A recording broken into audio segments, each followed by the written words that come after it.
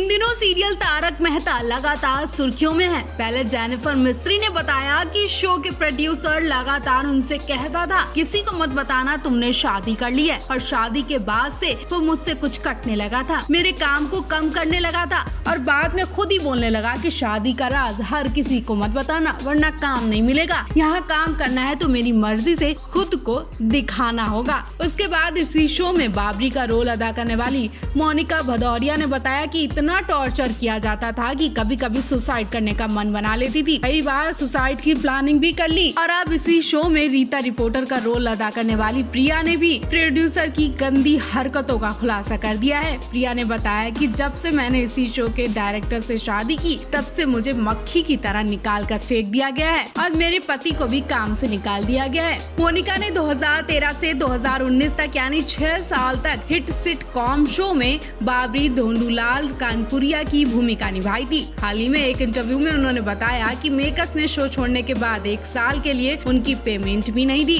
उन्होंने कहा बाद में शो के कई स्टार्स गुरुचरण सिंह, जेनिफर मिस्त्री, राज अनादकट और शैलेन जैसे कलाकारों के साथ भी यही किया गया, उनकी भी पेमेंट रोक दी गई। असित मोदी को बड़ा झूठा बताते हुए मोनिका ने कहा था कि असित मोदी और सोहेल रमानी सेट पर एक्ट्रेस को अपमानित करते थे। उन्होंने बताया कि मुझे इतने बड़े लेवल पर टॉर्चर किया जाता था कि मुझे लगता था कि यहाँ काम करने से बेहतर है कि मैं आत्महत्या कर लूं। उन्होंने मुझे मानसिक रूप से प्रताड़ित किया था, वो मुझ पर चिल्लाते थे और गंदी हरकतें भी करते थे। सोहेल कहते थे कि हम आपको पे कर सकते हैं, इसलिए जो हम कहते हैं वो आपको करना पड़ेगा। एक्ट्रेस ने उन दिनों को भी याद किया जब उनकी मां का कैंसर का इलाज चल रहा था। मोनिका ने कहा कि उन्हें सुबह जल्दी सेट पर आने के लिए कहा जाता था, फिर भले ही उनके पास शूट करने के लिए कोई सीन हो या ना हो, लेकिन उन्हें बुला लिया जाता था और वो घर के सब काम छोड़कर वहाँ पहुँच जाती थी। अपनी माँ की देखभाल भी नहीं कर पाती थी। उस वक्त वो अपनी माँ के पास रहना चाहती थी, लेकिन मेकर्स जानबूझकर उन्हें बिना शूट के बुला लिए करते थे। उन्होंने दावा किया कि उनकी माँ के गुजर जाने के बाद भी असित मोदी ने एक भी कॉल नहीं किया था। मोनिका ने आगे आरोप लगाया कि मेकर्स ने उनके करियर को बर्बाद करने की धमकी तक दी थी। एक्ट्रेस ने कहा, असित कुमार मोदी ने मुझे मुंबई में काम नहीं करने देने की धमकी तक दे दी थी। मैं पहले से ही अपनी माँ को खोकर मानसिक ट्रॉमा से गुजर रही थी और यहाँ पर मुझे अपना करियर खोने की धमकी दे रहा था। वास्तव में इसका मेरे करियर पर प्रभाव पड़ने लगा। मुझे काम करने के बाद संघर्ष करना पड़ा। अपनी बात को एंड करते हुए एक्ट्रेस जेनिफर के दावों का भी सपोर्ट किया। उन्होंने कहा कि तारक मेहता का उल्टा चश्मा एक पुरुषवादी जगह है। उन्होंने कहा कि सेट मेल डोमिनेटिंग है, वो महिला एक्ट्रेस को इंतजार करवाएंगे और मेल आर्टिस्ट से सबसे पहले सीन करवाते थे, जबकि वहाँ की महिला एक्ट्रेस को काफी देर तक रात तक वहाँ बैठना पड़ता था ताकि वो अपनी गंदी हरकतें कर सकें। टीवी शो होने के बावजूद महिला एक्ट्रेस को मेल स्टार्स की तुलना में कम पेमेंट किया जाता था।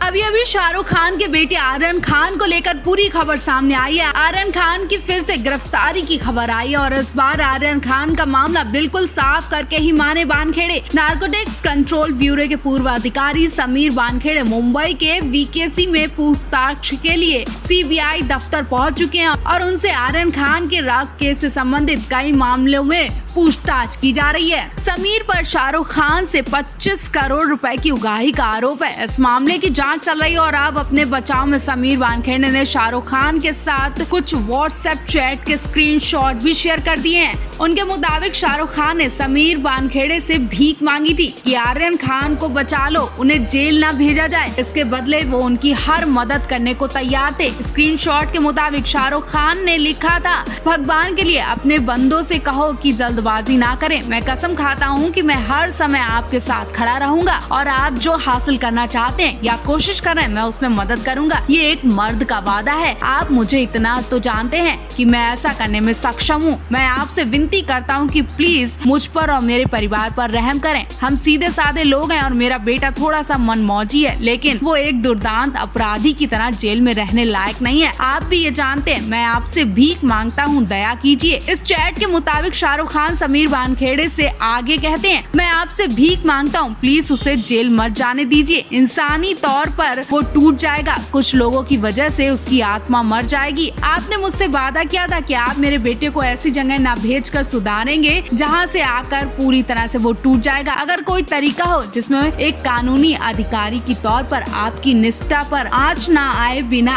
आप मेरी मदद करें, मैं हमेशा कर्जदार रहूंगा। शाहरुख खान चैट में वानखेड़े से लगातार मदद मांग रहे हैं, भीख मांग रहे हैं, लेकिन वानखेड़े को तरस नहीं आया। उन्होंने ये सारी चैट्स कोर्ट में पेश कर दी हैं। लेकिन अब डिपार्टमेंट इंचार्ज को मशहूर अभिनेता जैकी श्रॉफ की खबर ने फैंस को झकझोर कर रख दिया। जब जैकी श्रॉफ तड़पते रहे, पानी से निकलने की कोशिश करते रहे, लेकिन एक्टर बचा नहीं पाए। आज सालों बाद एक्टर ने अपने इस जख्म को खुदेरा जिसे वो कभी याद करना भी नहीं चाहते थे। जैकी अपने बचपन के हादसे को याद कर अचानक से फूट फूट कर रोने लगे।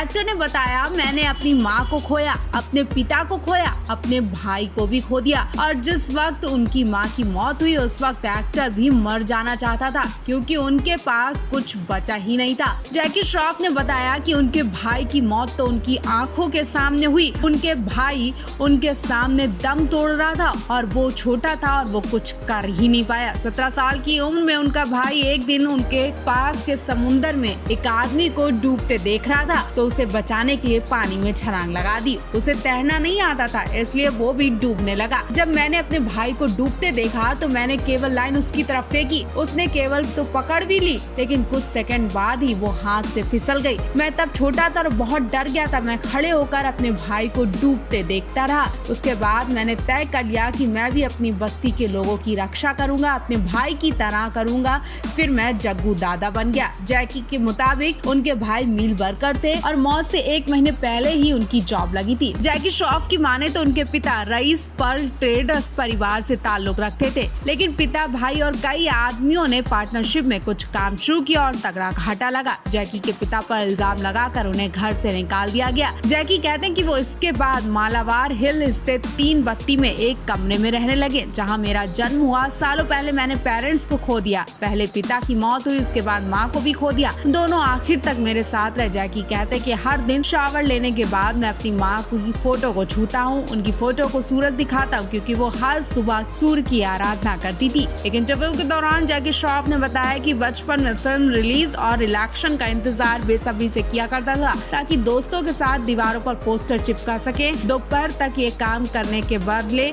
उन्हें 4 आना मिला करते थे। जैकी ने यह भी बताया कि एक्स्ट्रा इनकम के लिए वो 15 अगस्त और 26 जनवरी पर उन लोगों के बीच जाकर मूंगफली और चना बेचा करते थे जो परेड के लिए आते थे। पूरे सप्ताह इन पैसों को बचाते थे और रविवार को चंदू हलवाई के यहाँ से जलेबी खरीद कर खाते थे। शोमैन सुभाष घई ने साल 2083 में फिल्म हीरो बनाई। इस फिल्म में जिस हीरो ने जैकी का किरदार निभाया था उसे अब हर कोई जैकी श्रॉफ के नाम से जानता है। फिल्म इंडस्ट्री का ये वो दौर था जब बड़े स्टार्स अमिताभ बच्चन, धर्मेंद्र जैसे सुपरस्टार का जादू चल रहा था। ऐसे में सुभाष घई ने एक ऐसे हीरो पर दांव लगा दिया जो देखने में पूरी तरह से टपोरी था, जिसके बोलने का स्टाइल मुंबईया था, जिसके चेहरे पर दाढ़ी और मूंछ भी थी। ये कह पाना मुश्किल था कि ये हीरो फिल्म को कितना कामयाब बना पाएगी, लेकिन सुभाष घई ने उसे जैकी के नाम से लॉन्च करते हुए हीरो बना दी। कमाल तो तब हुआ जब फिल्म रिलीज होने के बाद सुपर हिट साबित हुई और जैकी रातों रात हीरो बन गए। 2016 में जैकी के बेटे टाइगर ने अपने पिता की स्ट्रगल के बारे में एक इंटरव्यू में कई सारी बातें भी की थी। उन्होंने बताया था कि फिल्म हीरो की जबरदस्त कामयाबी के बाद स्टार बन चुके उनके पिता पर स्टारडम का नशा कभी नहीं चढ़ा। वो चौल में रहते थे और फिल्म रिलीज होने के 5-6 साल बाद तक मुंबई के 3 बत्ती इलाके में मौजूद वॉल्केश्वर चौल में ही रहे।